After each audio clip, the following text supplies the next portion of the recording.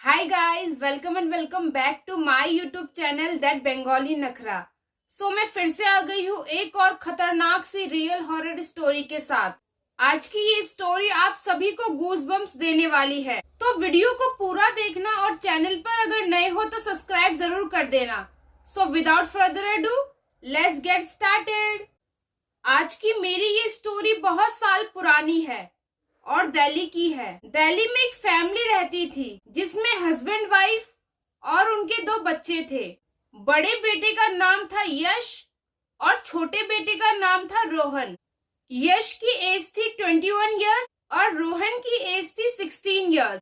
यश की मम्मी का नाम था ज्योति और यश के पापा का नाम था अजय। ये एक अपर मिडिल क्लास परिवार था जो कि बहुत ही ज्यादा खुश रहता था। यश के पापा एक गवर्नमेंट ऑफिस में काम करते थे और यश की मम्मी हाउसवाइफ थी। यश कॉलेज में पढ़ता था और रोहन स्कूल में पढ़ता था। दोनों ही भाइयों के बीच बहुत अच्छा बॉन्ड था। दोनों ही अक्सर एक दूसरे को अपनी अपनी बातें शेयर किया करते थे। रोहन कोई भी बात यश से नहीं छुपाता था, वो सारी बातें ही उसे बताया करता था। सीक्रेट से सीक्रेट बातें भी वो दोनों एक दूसरे को शेयर किया करते थे। यश पढ़ाई में बहुत ज्यादा अच्छा था और वो भी अपने पापा की तरह ही एक गवर्नमेंट ऑफिस में काम करना चाहता था। पढ़ाई में इतना ज्यादा इंटेलिजेंट था कि वो अपने कॉलेज के पढ़ाई के साथ साथ ही रोहन की पढ़ाई में भी मदद किया करता था और उसे घर पर ही पढ़ाया करता था। दोनों में से कोई भी अपने पेरेंट्स को बिल्कुल भी परेशान नहीं किया करते थे। यश का 22nd बर्थडे आ रहा था, तो यश के पापा ने सोचा कि क्यों ना इस बर्थडे पर यश को एक बाइक गिफ्ट की जाए, क्योंकि अब वो बड़ा भी हो गया है तो उसे एक बाइक की जरूरत है, उसे बहुत काम आएगी। और यश को बाइक्स बहुत ज्यादा पसंद थी, इसीलिए यश के पापा सोचते हैं कि इससे अच्छा गिफ्ट और यश के लिए क्या ही होगा। तो होता भी ऐसा ही है। यश के पापा यश को उसके बर्थडे पर उसको एक बाइक गिफ्ट करते हैं, जिसे देखकर यश बहुत ज्यादा खुश हो जाता है, क्योंकि उसे बाइक्स बहुत ज्यादा पसंद थी और उसे भी एक बाइक चाहिए थी। बाइक मिलने के बाद से ही यश कहीं पर भी अगर जाता था तो अपने बाइक पर ही जाता था। रोहन को भी यश के साथ बाइक पर बैठकर घूमना बहुत ज्यादा पसंद था। दिन में एक बार तो वो जरूर बाइक पर घूमने जाता था। ऐसे ही एक दिन की बात है, रोहन की मम्मी का बर्थडे था, तो दोनों भाई ने सोचा कि मम्मी को एक छोटा सा बर्थडे सरप्राइज देते हैं और इसीलिए ही वो दोनों भाई अपने मम्मी पापा को कुछ भी बिना बताए केक लेने के लिए बाइक में बैठकर चले जाते हैं। वो दोनों केक लेकर अपने घर आ ही रहे थे कि तभी रास्ते में एक बड़ी सी कार उनके बाइक से आकर टकरा जाती है, जिससे कि उनकी बाइक डिसबैलेंस हो जाती है और कहीं दूर जाकर गिरती है। दोनों भाई बहुत बुरी तरह से जख्मी हो जाते हैं और बाइक से नीचे गिर जाते हैं। ये सब देखकर आसपास के लोग तुरंत से वहां इकट्ठा हो जाते हैं और वो लोग देखते हैं कि दोनों भाई बुरी तरह से खून से लथपथ हो चुके हैं। तभी उनमें से कोई एम्बुलेंस को कॉल करता है और दोनों भाई को एम्बुलेंस में बिठाकर ले जाया जाता है। और वही दूसरी तरफ यश के मम्मी पापा को इन सब के बारे में कुछ भी नहीं पता था। एक्सीडेंट की वजह से यश का फोन बुरी तरह से चकनाचूर हो जाता है, लेकिन रोहन का फोन थोड़ा बहुत ठीक था, इसीलिए ऑन हो जाता है और इसीलिए हॉस्पिटल वाले रोहन के फोन के थ्रू रोहन के पेरेंट्स को कॉल करते हैं और सारी बातें बताते हैं। ये सारी बातें सुनकर रोहन के पेरेंट्स शॉक्ड हो जाते हैं और वो तुरंत हॉस्पिटल में पहुंचते हैं। डॉक्टर उनके पेरेंट्स को कहता है कि आपके दोनों बेटों को बहुत ज्यादा चोट लगी थी, लेकिन अभी आपका छोटा बेटा खतरे से बाहर है, लेकिन आपके बड़े बेटे के शरीर से बहुत ज्यादा खून निकल चुका है, जिस वजह से हमें उसे आईसीयू में डालना पड़ा, लेकिन हम अपनी पूरी कोशिश करेंगे उसे बचाने की।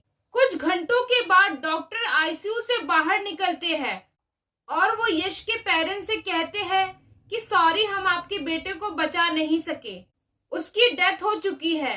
ये बात सुनकर यश के मम्मी पापा बहुत ज्यादा रोने लगते हैं। वो सोचते हैं कि जिस बाइक को हमने उसके बर्थडे पर इतने प्यार से गिफ्ट में दी थी, आज उसी बाइक की वजह से ही उसकी डेथ हो गई है। काश हमने उसको वो बाइक दी ही ना होती। यश को मरे हुए अब 5-6 दिन हो चुके थे और रोहन भी हॉस्पिटल से डिस्चार्ज होकर अपने घर पर ही आराम करता था। वो अपने बेड से अभी भी उठ नहीं पाता था। एक दिन की बात है, रात का समय था। रोहन के मम्मी पापा और रोहन सो रहे थे कि तभी रोहन को अपने सपने में यश का चेहरा दिखता है, जो उसे कह रहा था कि तू कब तक बेड पर लेटा रहेगा, अब तुझे थोड़ा बहुत चलना फिरना भी चाहिए। अपने भाई को अपने सपने में देखकर रोहन की आंखें तुरंत खुल जाती है और वो चिल्लाने लगता है क्योंकि वो बहुत ज्यादा डर जाता है। रोहन की चीखें सुनकर उसके पेरेंट्स तुरंत रोहन से पूछते हैं कि ऐसा क्या हुआ कि तुम इतने जोर से चिल्लाए। तो रोहन अपने पेरेंट्स से बोलता है कि मुझे अपने सपने में यश भैया दिखाई दिए, जो मुझसे कह रहे थे कि मुझे बेड पे अब लेटना नहीं चाहिए, मुझे चलना फिरना चाहिए।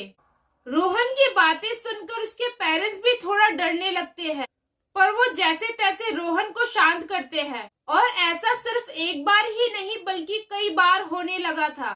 रोहन को हर दिन ही उसके सपने में यश दिखाई देता था, जो उससे बातें करने की कोशिश करता था।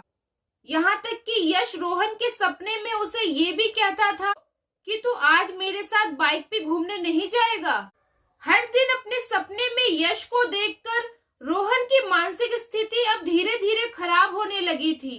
एक दिन की बात है, रात का समय था।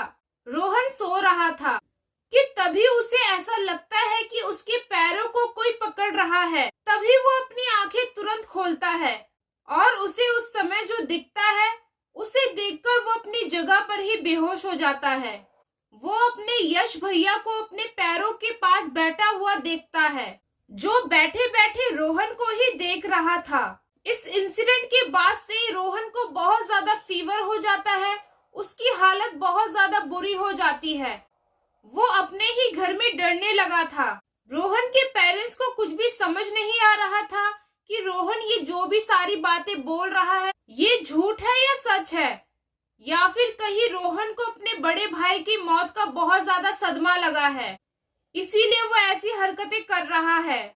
इसके बाद एक और ऐसा इंसिडेंट होता है जिसके बाद से तो रोहन के पूरे परिवार को ये पता चल जाता है कि सच में ही उनका बड़ा बेटा यश उनके घर में भटक रहा है। तो होता कुछ ऐसा है कि रात का समय था, घर में सब लोग सो रहे थे कि तभी रोहन की मम्मी को अपने घर के ग्राउंड फ्लोर से बाइक की हॉर्न की आवाज आने लगती है, जिसे सुनकर वो फटाफट ग्राउंड फ्लोर की ओर जाने लगती है। और वहां जाकर वो जो देखती है उससे उनका होश उड़ जाता है। वो देखती है कि बाइक पर कोई बैठा हुआ है और ध्यान से देखने पर उनको ये पता चल जाता है कि ये और कोई नहीं बल्कि उनका बड़ा बेटा यश ही है। ये देखकर यश की मम्मी बहुत ज्यादा डर जाती है और तुरंत अपने रूम की तरफ भागने लगती है। अब यश की मम्मी पापा को भी ये पता चल चुका था कि सच में यश की आत्मा उनके घर में भटक रही है, इसीलिए अगले दिन ही वो अपने घर में एक बड़ा सा हवन करवाती है। यश की मम्मी पंडित जी को अपने घर में हो रही सारी घटना के बारे में बताती है। पंडित जी यश की मम्मी पापा को ये बताते हैं कि यश के एक्सीडेंट के बाद जब तुम इस बाइक को अपने घर पर लेकर आए हो, ठीक तभी से ही यश की आत्मा भी इस बाइक के साथ तुम्हारे घर में आ गई थी। हमें इस बाइक की पूजा करनी पड़ेगी। तभी पंडित जी उस बाइक की अच्छे से पूजा करते हैं और पूजा करने के बाद से ही यश की आत्मा को शांति मिल जाती है और समय के साथ धीरे धीरे अब रोहन की तबीयत भी ठीक होने लगती है। सो गाइस, इसी के साथ खत्म होती है आज की मेरी ये रियल हॉरर स्टोरी। अगर आपको ये वीडियो अच्छी लगी हो तो इस वीडियो को लाइक और शेयर कर देना, प्यारे प्यारे कमेंट भी कर देना और हाँ, चैनल को सब्सक्राइब करना बिल्कुल भी मत भूलना। मैं आपसे मिलूंगी नेक्स्ट वीडियो में न्यू रियल हॉरर स्टोरीज के साथ।